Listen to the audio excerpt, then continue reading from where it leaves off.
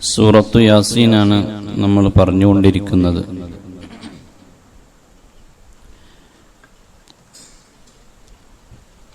പതിനേഴ് ആയത്ത് വരെ നമ്മൾ പറഞ്ഞു. ഇൻഷാ അല്ലാഹ് ഇന്ന് 18-ാമത്തെ ആയത്ത് മുതൽ 27-ാമത്തെ ആയത്ത് വരെയാണ് നമ്മൾ പറയുന്നത്. സൂറത്ത് യാസീനിന്റെ തുടക്കത്തിൽ വലിയ ഒരു ചരിത്രം പറയുന്നുണ്ട്. ആ ചരിത്രമാണ് നമ്മൾ കഴിഞ്ഞ ദിവസം പറഞ്ഞത്. മഹാനായ ഹബീബുൻ നജ്ജാർ എന്ന് പറയുന്ന ഒരു മനുഷ്യൻ, മഹാൻ, അവര് ഈസാ നബി അലൈഹിസ്സലാത്തു വസ്സലാമിന്റെ 2 ദൂതന്മാരിൽ വിശ്വസിച്ചു. ആ അയക്കപ്പെട്ട ദൂതന്മാര് ആ 2 ദൂതന്മാരെയും അൻതോക്കിയ എന്ന ഗ്രാമത്തിലുള്ള രാജാവ് 100 അടി കൊടുത്ത് ജയിലിലടച്ചു. പിന്നീട് 3-ാമത് ഒരു ദൂതനെ അങ്ങോട്ടയച്ചു.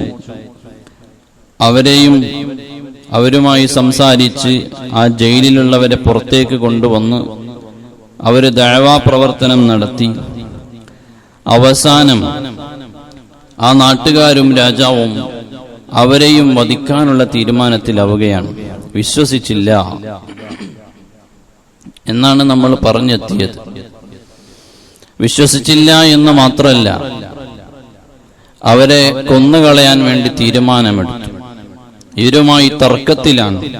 തർക്കമെന്ന് പറഞ്ഞാൽ ഇവരെ ജനങ്ങൾക്കിടയിലിട്ട് വലിയ അപരാധങ്ങൾ, നിങ്ങൾ മോശക്കാരാണ്, അങ്ങനെ വലിയ പ്രയാസപ്പെടുത്തുന്ന വർത്തമാനങ്ങൾ ഇവർ പറഞ്ഞുകൊണ്ടിരിക്കുകയാണ്. അതാണ് ഇനി ഖുർആൻ പറയുന്നത്.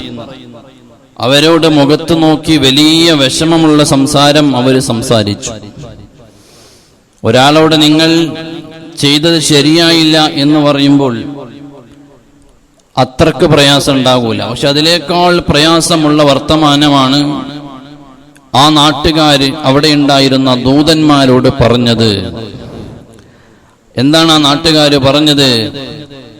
ഖാലൂ ഇന്നാ തതയ്യർനാ ബിക്കും ലഇൻ ലം തൻതഹു ലനർജുമന്നകും വലയമസ്സന്നകും മിന്നാ അദാബുൻ അലീം. ഖാലൂ, ആ നാട്ടുകാർ ഒന്നടങ്കം ഈ ദൂതന്മാരോട് പറഞ്ഞു, ഇന്നാ തതയ്യർനാ ബിക്കും, നിങ്ങൾ ഈ നാട്ടിൽ നടത്തുന്ന ദഅവാ പ്രവർത്തനം അത് ഞങ്ങൾക്ക് പറ്റില്ല എന്ന് മാത്രമല്ല, നിങ്ങൾ ഇവിടെ ഉള്ളത് തന്നെ ഞങ്ങൾക്ക് ഒരു അപലക്ഷണമാണ് എന്നാണ് അവർ പറഞ്ഞത്. നിങ്ങൾ ഇവിടെ നിൽക്കണ്ട, നിങ്ങൾ ഇവിടെ നിന്നാൽ തന്നെ ഞങ്ങൾക്ക് അപലക്ഷണാണ്, അതുകൊണ്ട് നിങ്ങൾ പെട്ടെന്ന് ഇവിടുന്ന് പോകണം എന്നാണ് അവർ പറഞ്ഞത്. അതൊരു മനുഷ്യനെ വല്ലാതെ നിന്ദ്യനാക്കുന്ന ഒരു സംഭവമാണ്. ഒരാളെ മുഖത്ത് നോക്കിയിട്ട് ഇവിടെ നിന്നാൽ ഇവിടെ അപലക്ഷണം, ഇവിടെ ആകെ അതാപറങ്ങും, അതുകൊണ്ട് ഈ ഇവിടുന്ന് പെട്ടെന്ന് പോകണം എന്ന് പറഞ്ഞു കഴിഞ്ഞാൽ ആ മനുഷ്യനെ വല്ലാതെ മോശക്കാരനാക്കലാണ്. അപലക്ഷണം എന്നുള്ളത് നോക്കല് ശരിയല്ല. അപലക്ഷണം നോക്കല് ശരിയല്ലല്ലോ. വിശുദ്ധ ഇസ്ലാം അതിനെ പ്രോത്സാഹിപ്പിച്ചിട്ടില്ല. മാത്രമല്ല, നബി സല്ലല്ലാഹു അലൈഹി വസല്ലമ തങ്ങൾ അത് തെറ്റാണ് എന്നും പഠിപ്പിച്ചിട്ടുണ്ട്. മഹാനായ ഇമാം തൊബ്രാനി ഉദ്ധരിക്കുന്ന ഒരു ഹദീസ് കാണാം. ഹാരിസ് ഇബ്നു നുഅ്മാൻ റളിയല്ലാഹു അൻഹു എന്ന് റിപ്പോർട്ട് ചെയ്യുന്ന ഹദീസ്. ഖാല, മഹാനവറുകൾ പറഞ്ഞു, ഖാല റസൂലുള്ളാഹി സ്വല്ലല്ലാഹു അലൈഹി വസല്ലം, സലാസുൻ ലാസിമാതുൽ ഉമ്മത്തി, 3 കാര്യങ്ങൾ എൻ്റെ ഉമ്മത്തിന്റെ കൂടെയുണ്ട്. 3 വിഷയങ്ങളിൽ 3 വിഷയങ്ങൾ അവരോടൊന്നിച്ചുണ്ട്. ഏതാണ് ആ 3 വിഷയങ്ങളിൽ? ഒന്നാമത്തത് അത്വീറത്തോ, അപലക്ഷണം നോക്കുന്നതാണ്. അപ്പൊ അപലക്ഷണം നോക്കുക എന്ന് പറഞ്ഞാൽ അത് ഇസ്ലാമിലുള്ള ഒരു വിഷയമല്ല, അത് അന്ധവിശ്വാസമാണെന്നാണ് നബി സല്ലല്ലാഹു അലൈഹി വസല്ലമ തങ്ങൾ പഠിപ്പിച്ചത്. അത്വീറത്ത്, ത്വീറത്ത് എന്ന് പറഞ്ഞാൽ അപലക്ഷണം നോക്കും. പല അന്ധവിശ്വാസങ്ങളുണ്ട്. ഉദാഹരണം പറഞ്ഞാൽ, പഴയ ജാഹിലിയ കാലഘട്ടത്തിലുള്ള ഒരു യാത്രയ്ക്ക് വേണ്ടി ഇറങ്ങുമ്പോൾ ഒരു പക്ഷിയെ പിടിച്ചിട്ട് ആ പക്ഷി അങ്ങ് വിട്ട് ആ പക്ഷി വലതുവശത്തേക്കാണ് പറന്നു പോയത് എന്നുണ്ടെങ്കിൽ ആ യാത്ര നല്ല യാത്ര ആയിരിക്കും എന്ന് അവർ മനസ്സിലാക്കും. പക്ഷി ഇടതുവശത്തേക്കാണ് പറന്നത് എന്നുണ്ടെങ്കിൽ ആ യാത്ര വളരെ മോശമാണ് എന്നവർ മനസ്സിലാക്കും. അങ്ങനെ പക്ഷികളെ വിട്ടിട്ട് ലക്ഷണം നോക്കുന്ന ഒരു സ്വഭാവം ഉണ്ടായിരുന്നു ജാഹിലിയ കാലഘട്ടത്തിൽ. അത് അന്ധവിശ്വാസമാണ്. അതുപോലെ തന്നെ നമ്മുടെ നാടുകളിലൊക്കെ ഇന്നുണ്ട്. ഒരു പക്ഷിയെ കണ്ടാൽ ദുഃഖം, രണ്ട് പക്ഷിയെ കണ്ടാൽ സന്തോഷം എന്നൊക്കെയുള്ള അന്ധവിശ്വാസം. അതുപോലെ തന്നെ ചിലപ്പോൾ കാണാം, നമ്മളൊരു വഴിയിലേക്ക് ഇറങ്ങുന്ന സമയത്ത് കറുത്ത പൂച്ച മുമ്പിൽ ചാടിയാൽ അത് പിന്നെ അന്ന് എങ്ങോട്ടും പോകാൻ പറ്റൂല എന്നുള്ളൊരു ധാരണയാണ്. അന്ധവിശ്വാസമാണത്. രാവിലെ കണി കാണുന്ന ആൾ, ഒരു മനുഷ്യൻ സാധു അതായത് അറിഞ്ഞിട്ട് പോലും ഉണ്ടാവൂല, രാവിലെ കണി കാണുന്ന ഒരാള് അദ്ദേഹത്തെ കണ്ട് ഞാൻ ചങ്ങാതിനെയാണ് ഇന്ന് കണിയേണ്ടത്, ഇന്നത്തെ ദിവസം മുഴുവൻ പോക്കായി, അങ്ങനെ വിചാരിക്കാൻ പാടില്ല. വേറെ ചില ആളുകൾ കാണാം, ഒരാളെ എന്റെ വീട്ടിൽ ഇപ്പൊ ആ മരുമകൾ വന്നിവിടെ കയറിയതിനു ശേഷം യാതൊരു ഗുണവും പിടിച്ചിട്ടില്ല. എനിക്ക് അങ്ങനെ കണ്ടല്ലേ നമ്മളെ ജീവിതത്തിൽ ഇന്ന സംഭവം ഉണ്ടായതിന് വേണ്ടി അങ്ങനെയൊക്കെ ഉണ്ടായി എന്നുള്ള ചില അന്ധവിശ്വാസങ്ങൾ, അത് ശരിയല്ല. അതുപോലെ തന്നെ ചില പക്ഷികൾ കരഞ്ഞാൽ ചില ആളുകൾക്ക് വലിയ പേടിയാണ്. എന്തായാലും ഒരു മരണം വരാണ്ട് അല്ലേ, ഏതോ ഒരു പക്ഷിയുണ്ട്, ആ പക്ഷിന്റെ കരച്ചിൽ കേട്ട് കഴിഞ്ഞാൽ ഇവിടെ മരണം നടക്കുമെന്നാണ് ചില ആളുകളുടെ ധാരണ. തെറ്റാണത്. പക്ഷിനെ അല്ല ഏൽപ്പിച്ചത്, അസ്രായിൽ അലൈഹി സ്വലാത്തു വസ്സലാമിനെ പടച്ചവനെ ഏൽപ്പിച്ച്. അപ്പൊ അങ്ങനെ കുറെ അന്ധവിശ്വാസങ്ങൾ ചില ആളുകൾക്കുണ്ട്. പെണ്ണുങ്ങൾക്കാണ് കൂടുതലുള്ളത്. മാസം മറഞ്ഞു കണ്ടാൽ, പ്രത്യേകിച്ച് മുഹറം മാസം കൂടി ആണെന്നുണ്ടെങ്കിൽ അതോടെ കഥ കഴിഞ്ഞു.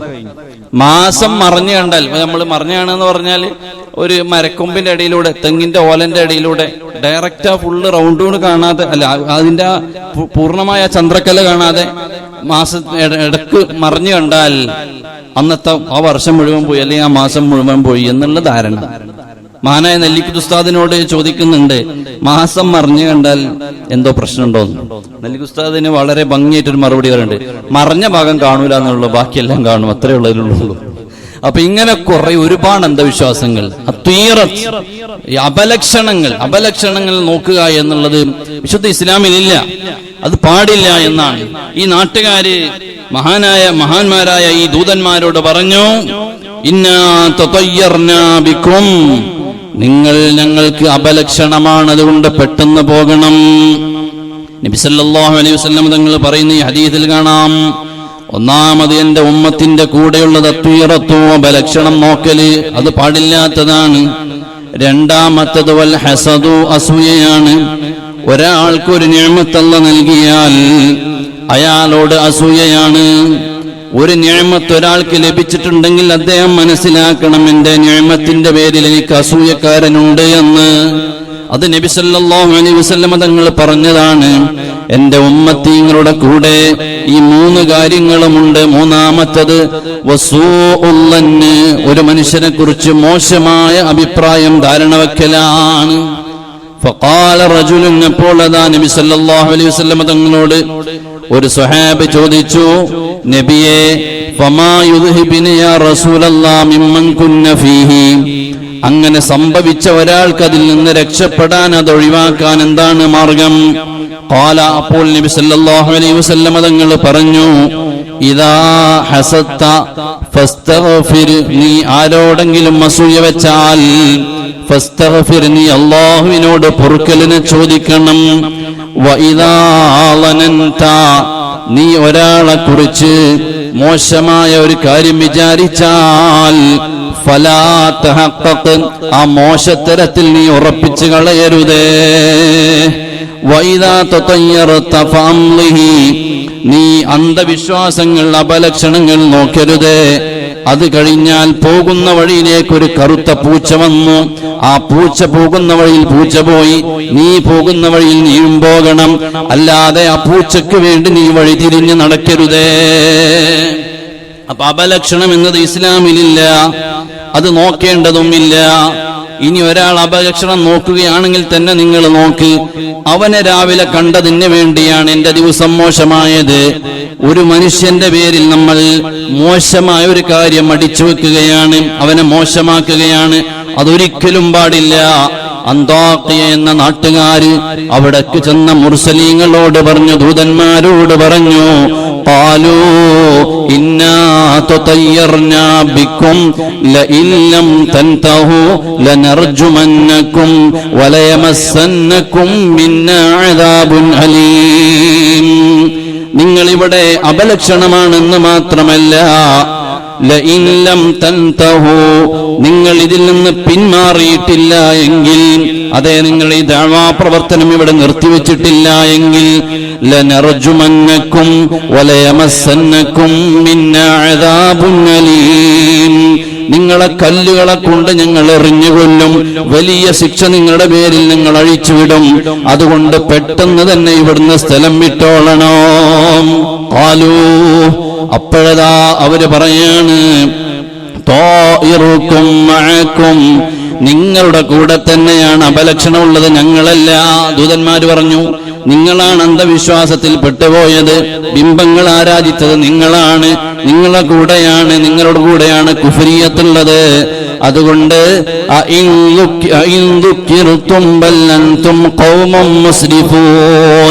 ഇത്രയൊക്കെ ഉപദേശങ്ങളും നല്ല നല്ല നസീഹത്തുകളും ഇതിനെക്കുറിച്ചുള്ള ദഅവാ പ്രവർത്തനങ്ങളും നിങ്ങളുടെ മുമ്പിൽ കാഴ്ചവെച്ചിട്ട് എന്നിട്ടും നിങ്ങൾക്ക് വിശ്വസിക്കാനായില്ലല്ലോ, നിങ്ങൾ അതിക്രമം കാണിച്ചു പരിധി വിട്ടുപോയല്ലോ, അതുകൊണ്ട് നിങ്ങളാണ് അപലക്ഷണക്കാർ. ഇങ്ങനെ തർക്കിച്ചുകൊണ്ടിരിക്കുകയാണ്.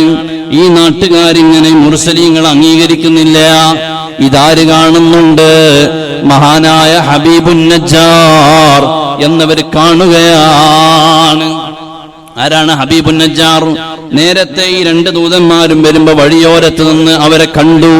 ആ ഹബീബുൻ നജ്ജാർ എന്നവരുടെ മകൻ കുറെ വർഷങ്ങളായി രോഗിയായിരുന്നു. അദ്ദേഹത്തോട് ദഅവത്ത് നടത്തി. അപ്പോൾ എന്താണ് നിങ്ങളുടെ തെളിവ് എന്ന് ചോദിച്ചപ്പോ ഞങ്ങൾ രോഗം മാറ്റി കൊടുക്കുമെന്ന് പറഞ്ഞു. അപ്പൊ ഹബീബുൻ നജ്ജാർ പറഞ്ഞു, എന്നാ എന്റെ മകൻ വർഷങ്ങളായിട്ട് രോഗിയാണ്, നിങ്ങൾ ശിഫയാക്കണം എന്ന് പറഞ്ഞു. അവിടെ ചെന്നു, തടവി കൊടുത്തു, രോഗം ശിഫയായി. അങ്ങനെ ഹബീബുൻ നജ്ജാർ വിശ്വാസത്തിലേക്ക് വന്നു. ആ ഹബീബുൻ നജ്ജാർ എന്നവര് നേരത്തെ നബി സല്ലല്ലാഹു അലൈഹി വസല്ലമ തങ്ങൾ എന്ന അന്ത്യപ്രവാചകൻ വരാനുണ്ട് എന്ന് വിശ്വസിക്കുന്നവരുടെ കൂട്ടത്തിലായിരുന്നു.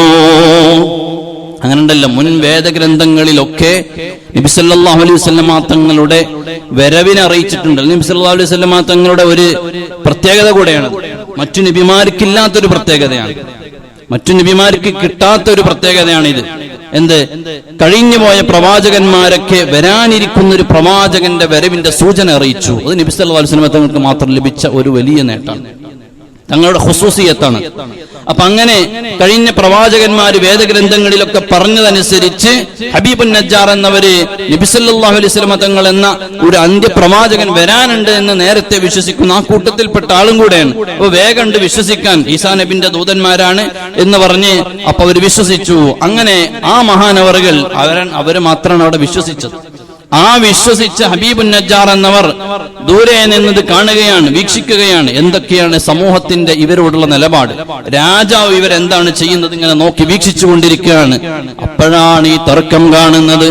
അവരിങ്ങനെ അതാ നിങ്ങൾ അപലക്ഷണമാണ് എന്ന് പറഞ്ഞിട്ട് ദൂതന്മാരെ വധിക്കാൻ വേണ്ടി തീരുമാനിക്കുന്നു. ഈസാ നബി അലൈഹി സ്വലാത്തു വസ്സലാമിന്റെ 3 ദൂതന്മാരെയും വധിക്കാൻ വേണ്ടി തീരുമാനിക്കുന്നു. അതേ വധിക്കാനുള്ള ഒരുക്കത്തിലേക്ക് പോകുമ്പോഴാണ് വജാഅ മിൻ അഖ്സൽ മദീനതി യസ്ആ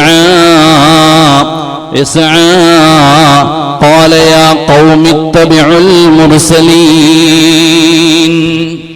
ഒരാൾ ഓടി വരുന്നു. വജാഅ മിൻ അഖ്സൽ മദീനതി റജുലുൻ. ആരാ വന്നത്? ഒരു ആൺകുട്ടിയാ വന്നത്. പേടിച്ച് പിന്നോട്ട് മാറി നിൽക്കുന്നവനല്ല. ഖുർആനിന്റെ പ്രയോഗങ്ങളിലെ നമ്മൾ പറയും അവനാണ് ആൺകുട്ടി എന്ന് പറയും.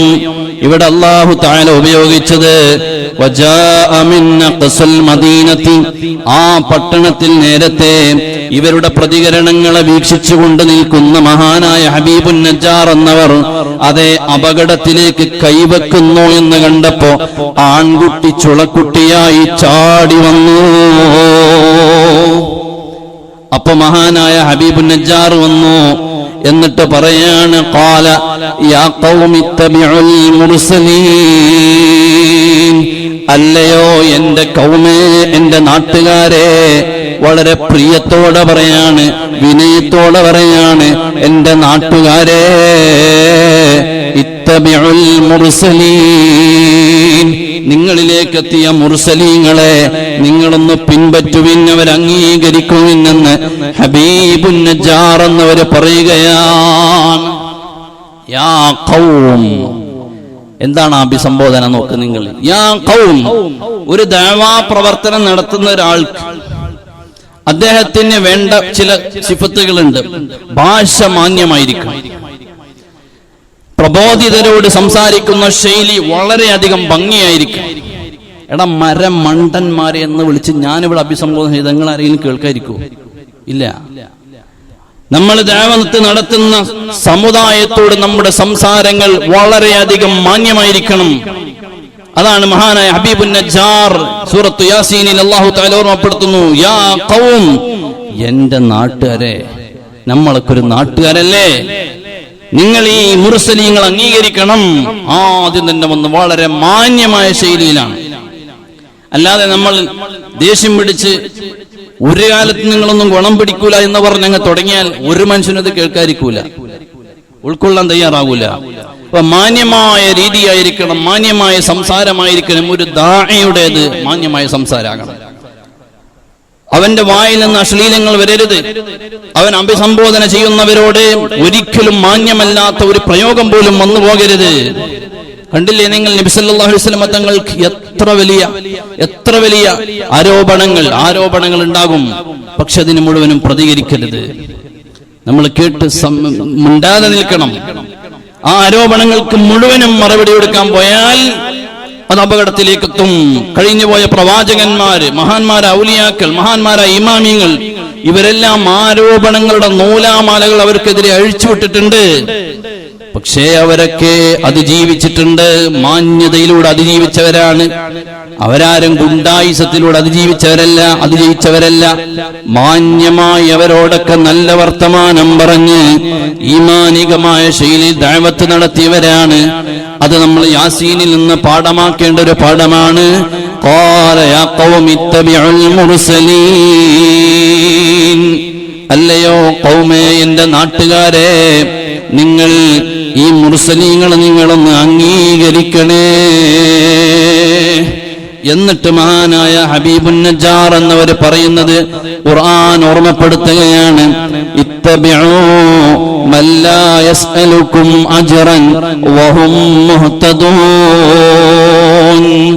നിങ്ങൾ അവരെ പിന്തുടരണം. എന്തേ അതിനൊരു കാരണം പറയുന്നത്? മൻ ലാ യസ്അലുകും അജ്റാ, അവര് നിങ്ങളോട് പണമൊന്നും ചോദിച്ചിട്ടില്ലല്ലോ. നിങ്ങളെ ബിംബങ്ങൾ ആരാധിക്കരുതെന്ന് പറഞ്ഞു, ഏകയിലാഹായ അല്ലാഹനെ ആരാധിക്കണം എന്ന് പറഞ്ഞു. അവര് നിങ്ങളോട് പണം പകരം ചോദിച്ചിട്ടില്ലല്ലോ. വഹും മുഹ്തദൂൻ, അവര് ഹിദായത്ത് ലഭിച്ചവരാണ്, ഹിദായത്തിലേക്ക് വിളിക്കാൻ വേണ്ടി വന്നവരാണ്, പ്രതിഫലം ആഗ്രഹിച്ചു വന്നവരല്ല. ഇവിടെയും ഒരു പാടുണ്ട്. ദഅവാ പ്രവർത്തനത്തിന് ഇറങ്ങുന്നവൻ ഒരു ദായിക്ക് വേണ്ട വലിയൊരു സിഫത്താണ്. ഇവിടെയുള്ള പ്രതിഫലം ആഗ്രഹിച്ചിട്ടവൻ ഒരു പ്രവർത്തനത്തിലേക്ക് ഇറങ്ങരുത്. കാരണം എന്താണ്? ഇമാം സ്വാമി പറയുന്നത് കാണാം, ഇദാ ലൗ കാനൂ ഗൈറ മുഖ്ലിസീന, അവര് മുഖ്ലിസീങ്ങൾ, ഇഖ്ലാസ് ഉള്ളവർ അല്ലായിരുന്നു എങ്കിൽ ലത്വലബൂ മിൻകുമുൽ മാൽ, അവർ നിങ്ങളോട് പണം ചോദിച്ചേനെ, വിലപേശിയേനെ. രോഗങ്ങൾ മാറ്റിക്കെടുത്തിട്ടുണ്ട്. 7 വർഷമായി മരിച്ചു കിടന്ന മോനെ രാജാവിന്റെ മുമ്പിൽ ജീവിപ്പിച്ചു കൊടുത്തിട്ടുണ്ട്. കണ്ണിന്റെ കുഴി പോലും ഇല്ലാതെ, അടയാള പോലും ഇല്ലാത്ത ആൾക്ക് നെറ്റിത്തടം പോലെ ഇങ്ങനെ പരന്നു കിടന്നിരുന്ന മുഖത്ത് കണ്ണ് വെച്ചു കൊടുത്തിട്ടുണ്ട്. പ്രതിഫലം ചോദിച്ചിട്ടില്ല. ഇഖ്ലാസ് ഉള്ളതിന് തെളിവാണ്. എല്ലാ വിഷയങ്ങൾക്കും വില പേശ എന്നുള്ളത് ശരിയല്ല. നമ്മുടെ ജോലിയിൽ ചെയ്യുന്ന സേവനങ്ങളിൽ എല്ലാം ഒരു ആത്മാർത്ഥത കാണിക്കണം. ചില ആളുകളാണ്, ഞാൻ എന്റെ ഡ്യൂട്ടിയെ ചെയ്യൂല, അപ്പുറത്തേക്ക് തിരിയില്ല. പാടില്ല. ഞാനൊരു പള്ളിയിൽ, ഞാനൊരു മദ്രസയിൽ, ഞാൻ എവിടെയെങ്കിലും ഒരു സ്ഥാപനത്തിൽ ജോലി ചെയ്യുമ്പോൾ ആത്മാർത്ഥത വേണം. വെറും പണത്തിനു വേണ്ടിയാകരുത് ജോലി. ഇപ്പോ ഞാൻ എൻ്റെ ഒരു അനുഭവം പറയാം. പ്രഭാഷകർ ഒരു കാലത്ത് പണം പറഞ്ഞ് പ്രഭാഷണം നടത്തുന്ന ആളുകളുണ്ടായിരുന്നു. നമുക്കൊക്കെ വലിയൊരു മുസീബത്തായിട്ടാണ് എന്ന് മനസ്സിലാക്കി. പല ആളുകളും വിളിക്കുമ്പോൾ ചോദിക്കും, ഉസ്താദിന്റെ ചാർജ് എത്രയാണ്? അത് കേൾക്കുമ്പോൾ തന്നെ ദേഷ്യം വന്നു. ഒരു ദിവസം എന്നെ ഒരാൾ വിളിച്ചിട്ട് ചോദിച്ചതുപോലെ, എത്രയാ ചാർജ്? ഞാൻ പറഞ്ഞു, അങ്ങനെ ചാർജിനല്ല വരും, ദീന് പറയാൻ നിങ്ങളൊരു അവസരം തരുന്നു, ഞാൻ പഠിച്ച ദീൻ പറഞ്ഞു തരുന്നു. അവസാനം അദ്ദേഹം ഞാൻ ഒന്നും പറയാതായപ്പോൾ എന്നോട് ചോദിച്ചു, ഒരു 10,000 രൂപ ഉണ്ടാകുമെന്ന് വെച്ചു. അപ്പൊ എനിക്ക് തീരെ ഇഷ്ടപ്പെട്ടില്ല ചോദ്യം. ഞാൻ പറഞ്ഞു, നിങ്ങൾ 5 പൈസ എനിക്ക് തരണ്ട, നിങ്ങൾ ആ സ്ഥലം പറഞ്ഞു, ഞാൻ അവിടെ വരാം, പ്രസംഗിക്കാൻ പോരാം. അള്ളാഹുവിന്റെ തൗഫീഖ് കൊണ്ട് ഞാൻ അവിടെ ചെന്നു അന്ന് പ്രസംഗിച്ചിട്ട് ഞാൻ ഇറങ്ങുമ്പോൾ അവരെന്റെ കയ്യിൽ ഒരു ക്യാഷ് കൊണ്ടുവന്നു. ഞാൻ അന്ന് എന്റെ വാഹനത്തിലല്ല പോയത്, വേറൊരു ഡ്രൈവറെ കൂട്ടി വേറൊരു വാഹനത്തിലാണ് പോയത്. ഞാൻ പറഞ്ഞ ഡ്രൈവർക്ക് എണ്ണടിക്കൽ ഒരു 500 രൂപ കൊടുത്ത് 5 പൈസ ഞാൻ വാങ്ങാതെ അവിടുന്ന് പോന്നു. ഇത് നമ്മളെ ഉസ്താദുമാര് പഠിപ്പിച്ചതാണ്. നമ്മൾ ചെയ്യുന്ന സേവനങ്ങൾ, നമ്മളെ കൊണ്ട് ദഅവാ പ്രവർത്തനങ്ങൾ നടത്താൻ പറ്റും. ഒരു പള്ളിയിൽ ജോലി ചെയ്യാണ്, ആ ജോലി ചെയ്യുമ്പോ അതെന്റെ ഡ്യൂട്ടി അല്ല, അത് ഞാൻ ചെയ്യൂല. ചിലപ്പോഴൊക്കെ അങ്ങോട്ടും ഇങ്ങോട്ടും സേവനങ്ങൾ ചെയ്യേണ്ടി വരും. ചെയ്യുന്ന ജോലി ആത്മാർത്ഥമായിരിക്കണം. അതിനപ്പുറം എന്നെ ഏൽപ്പിക്കപ്പെട്ട ഡ്യൂട്ടിയിൽ അപ്പുറത്തേക്ക് ഇത് ചിലപ്പോൾ മുമ്പിൽ കാണും. ഒരു ഉദാഹരണം പറയാം. ഒരു ഫാൻ ഇവിടെ ആരോ ഒരു സാധു നിസ്കരിക്കാൻ വന്ന് പോയപ്പോ അദ്ദേഹം മറന്ന് ഫാൻ ഇങ്ങനെ കറങ്ങിക്കൊണ്ടിരിക്കുന്നു. അത് നമ്മൾ എല്ലാവരും മനസ്സിലാക്കേണ്ട ഒരു വിഷയമാണ്. ഫാൻ ഇങ്ങനെ കറങ്ങുന്നു. ആ ഫാൻ ഇങ്ങനെ കറങ്ങിയപ്പോ ഞാൻ എന്താ ചെയ്യണ്ടേ? ഫോൺ എടുത്ത് മുല്ലാക്ക എവിടെ? മുല്ലാക്കാനെ വിളിച്ച്, ഇവിടെ ഒരു ഫാൻ കറങ്ങുന്നുണ്ടെന്ന് പറയണില്ല, എളുപ്പം എന്താ അതിന്റെ സ്വിച്ച് എവിടെ നോക്കിയാൽ സ്വിച്ച് ഓഫ് ആക്കിയാൽ മതി. ഞാൻ എന്തൊരു ദിവസം പുറത്ത് മഗ്‌രിബിനോടടുത്ത സമയത്ത് പുറത്ത് വന്നപ്പോ ഒരാള് പറഞ്ഞു എന്നോട്, അന്ന് നല്ല മഴക്കാറുണ്ട്. അപ്പൊ ഒരാൾ പറഞ്ഞു, പള്ളിന്റെ ഉള്ളിലൊക്കെ ഭയങ്കര ഇരുട്ടാണെന്ന് പറഞ്ഞു. അപ്പൊ ഞാൻ എന്തത്? അപ്പൊ ആള് പറഞ്ഞു, മുല്ലാക്ക എവിടെ? ഇവിടെ ലൈറ്റ് ഒന്നുമില്ല. അപ്പൊ ഞാൻ പറഞ്ഞു, ആ സാധുവിനെ വിളിച്ചു, നമ്മൾ വരി, ഇവിടൊക്കെ കണ്ടില്ല, സ്വിച്ച് കണ്ടില്ലേ ഞങ്ങള്? നമ്മൾ ഇതൊക്കെ ഇങ്ങനെ ഇട്ടാല് ലൈറ്റ് ഇങ്ങനെ കത്തും. ഞാൻ ലൈറ്റ് മുഴുവൻ ഇട്ട് കാണിച്ചു കൊടുത്ത സാധുവൻ. അപ്പൊ നമ്മൾ ഇങ്ങനെയുള്ള ചിന്താഗതി പാടില്ല. ചിലപ്പോ അദ്ദേഹം ഇവിടെ ഡ്യൂട്ടിയുള്ള ആൾ ഒരു ജനല് തുറന്നിട്ടിരിക്കുകയാണ്, കാറ്റങ്ങനെ അടിക്കുകയാണ്, ജനൽ ഇങ്ങനെ കടന്നടിക്കുകയാണ്, ഗ്ലാസ് പൊട്ടിപ്പോവും. അവിടെ നമ്മൾ ആ ഏൽപ്പിക്കപ്പെട്ട വ്യക്തിയെ തെരഞ്ഞോടലല്ല ബുദ്ധി, അതല്ല ശരി. ഹൗദില് വെള്ളം നിറഞ്ഞ് പൈപ്പ് തുറന്നിട്ടിട്ടുണ്ട്, വെള്ളം ഇങ്ങനെ പോയിക്കൊണ്ടിരിക്കുകയാണ്. അപ്പൊ ഇവിടെ നമ്പർ എടുത്തിട്ട് ഒന്നിരിക്കും സെക്രട്ടറിനെ വിളിച്ചിട്ട് പറയാം, ഇവിടെ ഹൗദ് നിറഞ്ഞു പോകുന്നുണ്ട്. എന്താണ് അതിൽ ബുദ്ധിയുള്ളത്? നല്ല മനസ്സിന്റെ ഉടമയാണെങ്കിൽ പോയിട്ട് ടാപ്പ് നിർത്തിയാൽ മതി. അപ്പൊ ഞാൻ പറഞ്ഞത്, നമ്മൾ എല്ലാ ഇടങ്ങളിലും അങ്ങനെ വേണം. ഇത്തരം വിഷയങ്ങളിൽ നമ്മൾ സേവന മനസ്ഥിതി കൂടെ വേണം. പള്ളിയിൽ എന്ന് മാത്രമല്ല, നമ്മൾ ചെയ്യുന്നില്ല, എവിടെയൊക്കെ നമുക്ക് ഉത്തരവാദിത്തങ്ങളുണ്ടോ അവിടെയൊക്കെ ഒരു സേവന മനസ്ഥിതി കൂടെ വരണം. അപ്പൊ ഇഖ്ലാസ് എന്നുള്ളതിന് ഒരു മാനദണ്ഡം, മല്ലാ യസ്അലുക്കും അജ്റാ, നിങ്ങളോട് അവര് കൂലി ചോദിച്ചിട്ടില്ല, നിങ്ങളോട് പണം ചോദിച്ചിട്ടില്ല. അതുകൊണ്ട് തന്നെ അവര് നല്ല ഹിദായത്ത് ലഭിച്ച നല്ല സന്മനസ്സിന്റെ ഉടമകളാണ്. എന്നിട്ടോ മാലിയല അഅബുദുല്ലദീ ഫത്തറനി വഇലൈഹി തുർജഊൻ, എന്നിട്ട് പറഞ്ഞു, ആ ആളുകൾ, അതായത് നിങ്ങൾ അല്ലാഹുവിൽ വിശ്വസിക്കാത്ത ആളുകളാണ്. ആ വിശ്വസിക്കാത്ത ആളുകളുടെ കൂട്ടത്തിൽ എന്നെ പടച്ച റബ്ബിനെ ഞാൻ വിശ്വസിക്കുന്നുണ്ട്, എന്നാൽ അവന് മാത്രമാണ് ഞാൻ ആരാധന ചെയ്യുന്നത്. നിങ്ങളും എന്റെ റബ്ബിലേക്കാണ് മടക്കപ്പെടുന്നത്. നിങ്ങൾ പറയുന്ന കാഫിരിങ്ങളുടെ കൂടെ നിൽക്കാൻ ഞാൻ തയ്യാറല്ല. നാട്ടുകാരൻ പറയാൻ, ഹബീബുൻ നജ്ജാർ പറയാൻ, എനിക്കൊരിക്കലും നിങ്ങൾ പറയുന്നത് പോലെ നിൽക്കാൻ സാധ്യമല്ല. എന്നെ പടച്ച റബ്ബിന്, ആ റബ്ബിന്റെ കൂടെയാണ് ഞാൻ നിൽക്കാൻ ആഗ്രഹിക്കുന്നത്. വഇലൈഹി തുർജഊൻ, നിങ്ങളും ആ റബ്ബിലേക്കാണ് മടങ്ങാനുള്ളത്. അതുകൊണ്ട് നിങ്ങൾ നല്ല റൂട്ടിലേക്ക് ഇവരനുസരിച്ചു വന്നോ. അഅത്തഖിദു മിൻ ദൂനിഹി ആലിഹതൻ, അതെ, നിങ്ങൾ മറ്റുള്ള ദൈവങ്ങളെ ആരാധിക്കുന്നവരായി, ബിംബങ്ങളെ ഇലാഹുകളാക്കി ആരാധിക്കുന്നവരാവുകയാണോ? എന്നാൽ ഞാൻ ചോദിക്കട്ടെ, പറയട്ടെ, ഇയുരിദിനിർ റഹ്മാനു ബിദുർരിൻ ലാ തുഗ്നി അന്നി ശഫാഅതുഹും ശൈആ വലാ യുൻഖിദൂൻ. ഇയുരിദിനി റഹ്മാനു ബിദുർരിൻ, അതേ എന്റെ റബ്ബ് നിങ്ങൾക്ക്, നമ്മെ പടച്ച റബ്ബ് നിങ്ങൾക്കൊരു പ്രയാസം എത്തിച്ചാൽ, ലാ തുഗ്നി അന്നി ശഫാഅതുഹും ശൈഅൻ വലാ യുൻഖിദൂൻ, ഈ ബിംബങ്ങൾ ആരെങ്കിലും നിങ്ങൾക്ക് ശുപാർശ പറയാൻ വരുമോ? ഇല്ല. നിങ്ങളെ ആരെങ്കിലും രക്ഷപ്പെടുത്താൻ വരുമോ? ഇല്ല. അതുകൊണ്ട് തന്നെ ഇന്നി ഇദൻ ലഫീ ളലാലിൻ മുബീൻ, അങ്ങനെ ഞാൻ നിങ്ങളുടെ കൂടെ നിന്ന് കഴിഞ്ഞാൽ, എന്റെ റബ്ബല്ലാത്ത ഒരു റബ്ബിനെ ഞാൻ ആരാധിച്ചാൽ, ലഫീ ളലാലിൻ മുബീൻ, ഞാനും നിങ്ങളെപ്പോലെ വ്യക്തമായ വഴികേടിലായി പോകും. അതുകൊണ്ട് നിങ്ങൾ ഈ മുർസലീങ്ങളുടെ റൂട്ടിലേക്ക് വരണേ. എന്നിട്ട് ഹബീബുൻ നജ്ജാർ പറഞ്ഞു, ഇന്നി ആമൻതു ബിറബ്ബിക്കും ഫസ്മഊൻ, നിങ്ങൾ ഈ മുർസലീങ്ങളിൽ കേട്ട റബ്ബില്ലേ, നിങ്ങളിപ്പോൾ കേട്ട റബ്ബ്, ആ റബ്ബും ഞാൻ വിശ്വസിക്കുന്നത് ആരെയാണെന്ന് ഹബീബുൻ നജ്ജാർ വളരെ വ്യക്തമായ ഒരു ശൈലിയിൽ ഉപയോഗിക്കുകയാണ്. ഇന്നി ആമൻതു, ഞാൻ വിശ്വസിക്കുന്ന റബ്ബ് ആരാണ്? റബ്ബിക്കും, നിങ്ങളെയും സൃഷ്ടിച്ച റബ്ബിനെയാണ്. അവിടെ കളവാണെന്ന സംസാരത്തിൽ തന്നെ അങ്ങ് സ്ഥാപിക്കുകയാണ്. നിങ്ങളെ പഠിച്ചത് ഈ ബിംബങ്ങളൊന്നുമല്ല, എന്നെ ഞാൻ ആരാധിക്കുന്ന ദൈവം തന്നെയാണ്. സംസാരത്തിലൂടെ സ്ഥാപിക്കുകയാണ്. ഇന്നി ആമൻതു, ഞാൻ വിശ്വസിക്കുന്ന റബ്ബ്, ബിറബ്ബിക്കും, നിങ്ങളുടെ റബ്ബിനെ കൊണ്ടാണ് ഞാൻ വിശ്വസിച്ചത് എന്ന് പറഞ്ഞാൽ നിങ്ങളെ സൃഷ്ടിച്ചു പരിപാലിക്കുന്ന റബ്ബിനെ തന്നെയാണ് ഞാനും വിശ്വസിച്ചത്. ഫസ്മഊൻ, നിങ്ങൾ ഈ പറഞ്ഞ ഈ മുർസലീങ്ങളിൽ നിന്ന് കേട്ട് മനസ്സിലാക്കിയില്ലേ, അവരെ തന്നെയാണ് ഞാനും ആരാധിക്കുന്നത്, ഞാനും വിശ്വസിക്കുന്നത്. ഇതിങ്ങനെ പറഞ്ഞുകൊണ്ട് നിൽക്കുമ്പോൾ മഹാനായ ഹബീബുൻ നജ്ജാർ എന്നവരെയും അവര് വധിച്ചു കളയുകയാണ്. സുബ്ഹാനല്ലാഹ്, മഹാനായ ഹബീബുൻ നജ്ജാറിനെ അവര് വധിച്ചു കളഞ്ഞു. ഇമാം ഖുർത്തുബി പറയുന്നത് കാണാം, ഇബ്നു മസ്ഊദ് എന്നവര് പറയുന്നു, വതഊഹു, എങ്ങനെയാണ് അവര് വധിച്ചത്? വതഊഹു ബി അർജുലിഹിം ഹത്താ ഖറജ ഖസബുഹു മിൻ ദുബരിഹി.